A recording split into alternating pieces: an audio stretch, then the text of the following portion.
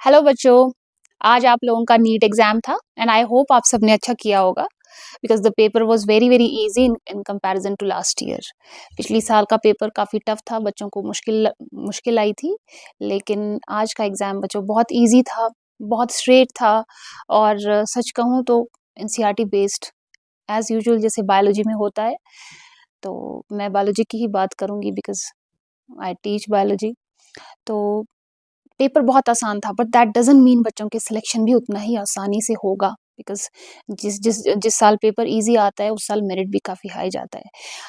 अगर हम पेपर के पैटर्न की बात करें तो मैंने जैसे बोला पेपर इजी था, some questions were moderate, otherwise most of the questions were easy.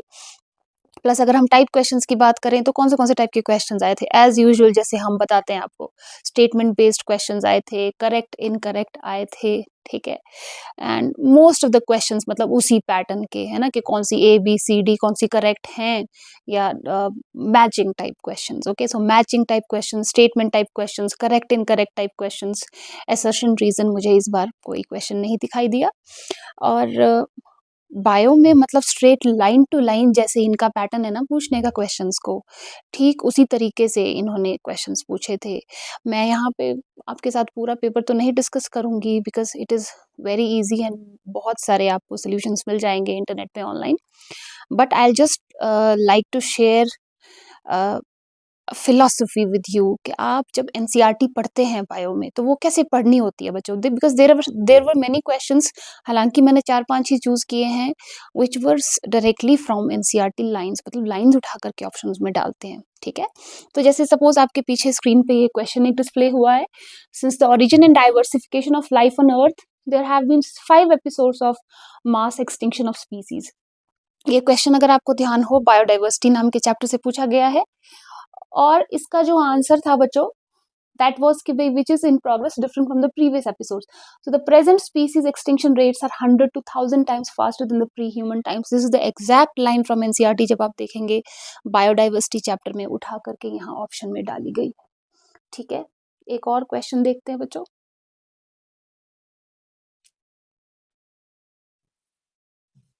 We have one more question. Yes, arrange the following steps of DNA fingerprinting in a correct sequence. ये biotechnology का question, biotechnology से काफ़ी questions पूछे गए थे, ecology से काफ़ी questions थे, बायोमोलिक्यूल्स से, सेल स्ट्रक्चर से, इवन एनाटॉमी से क्वेश्चंस दिखे, ह्यूमन फिजियोलॉजी में भी काफ़ी क्वेश्चंस, प्लांट फिजियोलॉजी इस बार कम डाली गई थी। तो this is a question from biotechnology. देखो, arrange the following steps of DNA fingerprinting. देखो, जो डीएनए फिंगरप्रिंटिंग में हम सबसे पहले क्या करते हैं, डीएनए को हम आइसोलेट करते हैं, जो भी हमें सोर्स डीएनए है, ओके, जिसका फिंगरप्रिंट बनाना है। तो सबसे पहला ऑप्शन क्या हो जाएगा, isolation of DNA and its digestion by restriction endonucleases. फिर जब हम उसको डाइजेस्ट करते हैं उसके बाद उसके फ्रेगमेंट्स को सेपरेट करते हैं, तो दूसरा स्टेप होना था separation of DNA fragments by electrophoresis. फिर उसके बाद उन डीएनए फ्रेगमेंट्स को हम नाइट्रोसेलुलोज मेम्ब्रेन पे ट्रांसफर करते हैं। तो उसके बाद थर्ड हो जाना था ये transferring of separated DNA fragments to synthetic membranes. फिर हम इसको प्रोब के साथ हाइब्रिडाइज कराते हैं, so hybridisation using a labelled VNTR probe, and then finally detection of DNA fragments by autoradiography. तो उस हिसाब से आप अपना आंसर चूज कर सकते थे। तो यहाँ पे हमारे पास ऑप्शंस क्या क्या मैच हो रही है, सबसे पहले ए, उसके बाद ई, उसके बाद C, so we have A, E, C, yes, B and D, so third is the answer, right?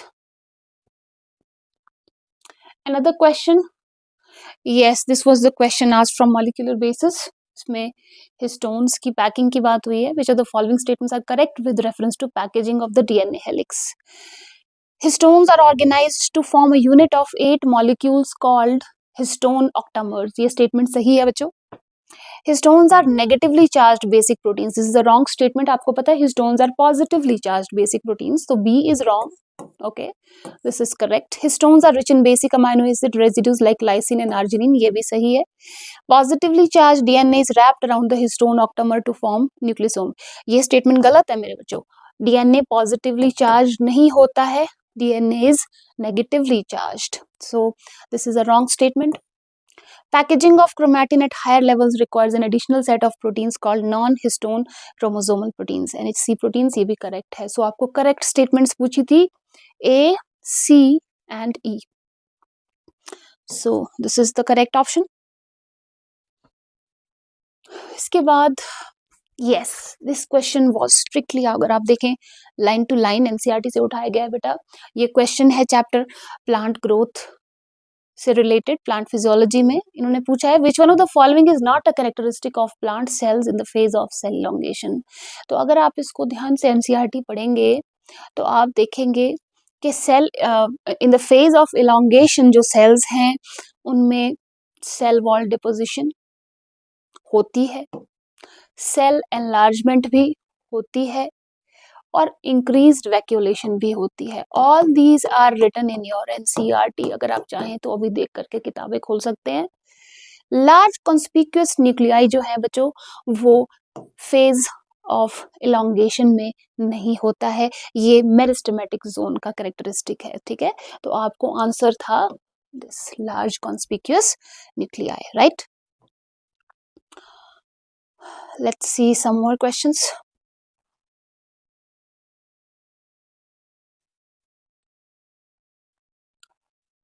Next question ये मैचिंग है बच्चों, ये from the chapter evolution. Okay, और स्ट्रेट एनसीईआरटी से ये लाइन टू लाइन उठाई गई चीजें हैं. About 65 million years ago dinosaurs suddenly disappeared from the earth. ठीक है, about 500 million years ago invertebrates were formed. okay, आप देखें this is fully extracted from NCERT. तो हमारा मैचिंग क्या बन रहा है, ए के साथ 2, बी के साथ 4. ठीक है, then about 350 million years ago seaweeds and few plants probably existed. और jawless fish, sorry, 350 years पहले jawless fish probably evolved and 320 million years ago seaweeds and few plants probably existed. तो हमारा जो आंसर बन जाता है बच्चों that is A के साथ 2, B के साथ 4, C के साथ 1. So this is the answer. Okay. Next question. Yes, this is another matching type question from the chapter Human Health and Disease. इसमें अगर आप देखें अगेन इन्होंने फुल्ली आप देखेंगे इन ड्रग्स के जो इफेक्ट्स हैं उसमें एकदम लाइन उठा करके एनसीईआरटी की डाली है बच्चों. निकोटीन स्टिमुलेट करता है एड्रेनल ग्लैंड्स को to release catecholamines into blood circulation. आपकी बुक में कैटिकोलामीन वर्ड यूज नहीं हुआ है, वहां पे है adrenaline and noradrenaline. But जब हम उसकी क्लासिफिकेशन देखते हैं so they are a type of catecholamines. तो ये एक छोटा सा इन्होंने इसको डिफरेंट करके डाला था. ओके, फिर मॉर्फिन जो है sedative, this is again NCERT line. Heroine a depressant and slows down the body function, and cocaine causes sense of euphoria and increased energy. तो आप देख सकते हैं बच्चों, आप अपनी बुक में एक बार जरूर देखिएगा, ध्यान से अपनी बुक्स को पढ़िएगा कि how vital it is to study NCERT line to line specifically in biology for your NEET preparation. Paper इतना भी मुश्किल नहीं आता है, बट हाँ आपको कॉन्सेप्चुअल तैयारी रखनी है बिकॉज काफी सारे क्वेश्चंस कॉन्सेप्ट बेस्ड भी नहीं होते हैं. डोंट थिंक कि आप क्रैम कर लेंगे और आप करके आ जाएंगे. ठीक है, बिकॉज बहुत सारे क्वेश्चंस में विट चाहिए होती है. सो आई होप आज काफी सारे बच्चे खुश हुए होंगे जिनका एग्जाम अच्छा हुआ, और आप में से बहुत सारे बच्चे उदास भी होंगे, लेकिन उदास होने की जरूरत नहीं है बिकॉज आप एक बार फिर से कोशिश कीजिए, एक बार फिर से अटेम्प्ट कीजिए and success will be definitely yours only when, जब आपकी स्ट्रैटेजी और मेहनत अच्छी होगी. ठीक है, okay, so take care, bye bye.